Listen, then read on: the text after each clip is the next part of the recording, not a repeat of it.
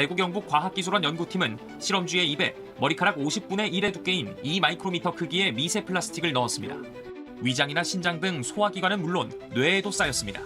위험한 물질이 뇌 안으로 들어오게 하지 못하는 혈액-뇌 장벽도 뚫었습니다. 뇌에 축적된 미세 플라스틱 양이 9년에 비해서 50%가 증가됐다고 하더라고요. 특히 치매 환자의 뇌에서 정상인보다 3배에서 5배 많은 미세 플라스틱이 발견됐다고 해요. 미세 플라스틱이 혈관을 막아서 심장마비나 뇌졸중의 위험을 높일 수도 있어요.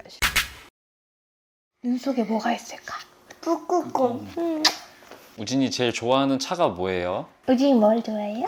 우진이 무슨 차 있어요? 있어요. 그 차 뭐예요? 벤치. 벤츠네. 날개가 부서졌네. 부쉈네. 아니 근데 이런 거에도 다 플라스틱 좀 있잖아요. 이거는 어쩔 수 없어요. 이건 어쩔 수 없어요. 예전에는 좀 신경 쓰셨어요? 입에 들어갈 때는 신경 썼죠. 이런 장난감을 절대 안 줬어요. 그리고 이게 다 칠해져 있잖아요. 그쵸, 화학약품 돼 있잖아요. 빨다 보면 이거 벗겨지거든. 지금이야 입에 잘 안 넣지만 예전에는 모든 걸 다 입에 넣는 구강기가 있거든요. 애기들한테는. 그럴 때는 저는 플라스틱을 안 쓰긴 했었어요. 이런 것들도 다 천연고무로 만든 장난감이에요. 천연고무. 그래요? 구강기가 끝날 때는 그때부터는 신경 크게 안 쓰고 하긴 하죠. 천연고무는 그럼 계속 되는 건가요? 네, 맞아요. 되는 것만 샀죠. 그래가지고 저거를 다 소독하고 이렇게. 근데 지금은 사실은 좀 신경을 덜 쓰기 시작해가지고 그전에는 다 이런 유리용기 쓰고 젖병 이런 것들도 플라스틱 신경 쓰는 사람들이 유리병을 많이 쓰는데 유리병은 너무 무겁거든요, 젖병이. 그래서 유리병이 아닌 PPSU라는 거를 쓰되 PPSU는 유팡에 소독하면 거기서 또 미세 플라스틱이 나와. 유팡이 뭐예요? 국민소독템. 이게 UV소독기거든요. UV소독기에 쓰면은 미세 플라스틱을 포함한 환경 호르몬이 나올 수 있다는 논문이 있어서 물론 유팡 주장대로라면은 PPSU가 안전하다고 하는데 그럼에도 불구하고 그런 논문들이 있어서 저는 유팡이 안 하고 스팀 소독기랑 유팡이랑 같이 썼었어요. 그래서 스팀 소독기에서 쓸 거는 여기 쓰고 이렇게 유팡 소독기에 쓸 거는 유팡 소독기에 하고 그래서 듀얼로 썼었죠. 옛날에 우진이가 한창 젖병 먹을 때. 그리고 또 플라스틱에 신경 쓰는 거는 우진이 물이 이건데 사람들이 많이들 모르시는데 생수병 수 있잖아요. 그걸 오프닝하는 순간 미세 플라스틱이 물들에 다 들어간대요. 진짜요? 그래서 이거를 한번 마시고 난 다음에 닫잖아요. 또 열잖아. 그럼 또 나와. 연구 결과들이 계속 나오고 있어. 그래서 미세 플라스틱들이 다 나와서 이거는 옥수수로 만든 겁니다. 봐봐요, 여기. 미세 플라스틱 걱정 나. 옥수수가 아니라 사탕수수인가? 사탕수수. 신경 쓸 게 한두 가지가 아니네. 그래서 임산부일 때는 그것도 안 먹었어요. 아 진짜요? 그리고 콜라를 마시긴 했는데. 일단 물은 내가 선택을 할 수가 있으니까 그렇죠. 그렇게 했습니다. 미세 플라스틱이 태반 이런 거에 쌓인다고 하더라고요. 맞아. 초미세먼지가 폐에 쌓이는 것처럼 미세 플라스틱도 다 태반을 통과해서 하기 때문에 임산부들한테도 신경 써야 되는 부분이라고 최근 들어서 부각되고 있거든요. 그래서 저도 임산부 때는 되게 신경 써서 플라스틱으로 돼 있는 용기 같은 거, 우리가 배달 음식 다 플라스틱에 뜨거운 게 담겨져 오잖아요. 그런 것들도 어떻게 보면 계속 미세 플라스틱이 체내에 축적되고 임산부라면 고스란히 애기한테 가는 거죠. 그래서 임산부들은 물 같은 것들도 오히려 정수기 같은 게 낫고 아니면 유리병 그런 것들로 챙겨 드시는 분들이 최근에 많이 생기고 있더라고요. 우리가 환경 호르몬에 너무 과다 노출돼 있잖아요. 배달 음식부터 시작해서 모든 걸 일회용기에 쓰고 항산화 미세먼지나 이런 것들도 다 환경 호르몬을 다 포함하고 있고 우리 애가 모든 생활 습관이 다 이런 환경 호르몬에 노출돼 있는 생활 습관이 있다 보니까 선후 관계가 명확하게 밝혀지진 않았지만 그런 것들이 영향이 있다라는 논문들이 많거든요. 그러다 보니까 저는 아기가 어렸을 때부터 그런 걸 신경 썼어요. 심지어 옷을 만드는데도 폴리에스테르 이런 것들도 다 합성 섬유들이잖아요. 네, 그렇죠. 그래서 저는 아기 때는 다 순면으로 된 것만 사용하려고 했었고 디테일들을 항상 다 신경을 썼었죠. 하지만 그런에도 불구하고 집에 너무 그림이 많아서 집에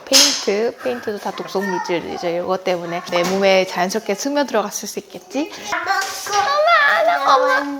누구야? 우진? 누구예요? 우진이에요? 엄마. 그리고 기저귀 같은 것들도 순면으로 된 기저귀 쓰려고 처음에는 노력하다가 요즘에는 뭐 그냥 쓰고. 조금 컸으니까. 썼으니까. 조금 컸으니까. 선생님 저희 지난번 촬영했을 때 우진이 때문에 미세 플라스틱 굉장히 많이 신경 쓴다고 하셨잖아요. 맞아요. 솔직히 저는 그렇게까지 신경 써야 되나 싶거든요. 플라스틱을 뭐 하루 이틀 쓰는 것도 아니고 맞아.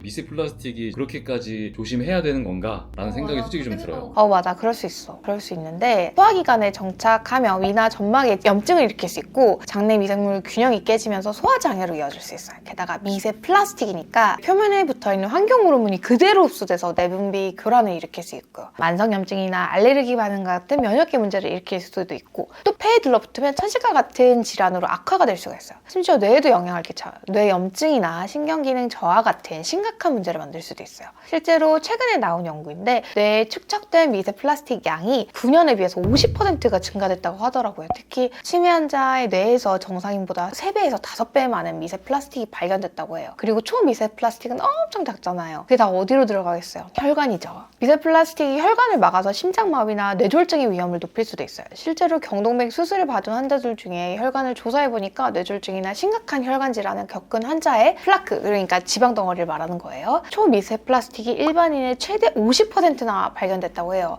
이 미세 플라스틱이 워낙 크기가 작으니까 영향을 안 끼치는 곳이 없어요. 플라스틱 안 쓸 수도 없고. 되게 어려운 문제긴 하죠. 플라스틱이 워낙 우리 일상에서 많이 쓰니까 100% 줄이는 건 현실적으로는 좀 어렵긴 해요. 그래도 물 마실 때는 텀블러나 스테인리스, 유리화 같은 소재를 활용하고 배달 음식과 같은 포장지가 굉장히 과한 음식들 있잖아요. 그런 데서는 포장지를 줄일 수 있도록 노력을 하고 해산물을 먹을 때는 내장은 최대한 안 먹고 옷 살 때는 천연 섬유로 돼 있는 걸 사고 세탁할 때는 마이크로파이버 필터 같은 세탁망을 활용하면 옷에서 떨어지는 미세 플라스틱 섬유를 크게 줄일 수 있다고는 하는데 저도 사실은 요거는 안 쓰고 있어서 잘 모르겠어요. 좀 어렵긴 해요. 항상 제가 얘기하는 거지만 한꺼번에 다 바꾸려고 하지 마시고 당장 내가 실천할 수 있는 거 하나하나씩 차근차근 하다 보면 결국은 쌓여서 큰 차이를 만들지 않을까 싶어요. 그래서 너무 두려워하지는 마시되 한 가지 정도만 실천해보는 게 어떨까 싶어요. 나의 인체에도 영향을 끼치지만 지구의 건강을 위하는 거이기도 하잖아요. 최근에 제가 어떤 뉴스를 봤는데 거북이가 굉장히 힘들어하면서 콧구멍에 뭐가 끼어있나 보니까 플라스틱 빨대가 끼어가지고 피를 줄줄줄 흘리더라고요. 아 진짜 우리가 싸고 저렴하고 대량 생산을 할 수 있는 이 플라스틱이나 비닐 같은 가공 물질이 지구를 병들게 하고 있는데 우리가 이런 거에 대한 경각심이 너무 없이 살아가고 있는 게 아닐까 싶어요. 우리 건강을 챙기고 또 지구를 챙기는 그런 입장에서 한 번 더 실천을 해보는 게 어떨까 싶습니다. 지금까지 암요닥터의 박원정이었습니다.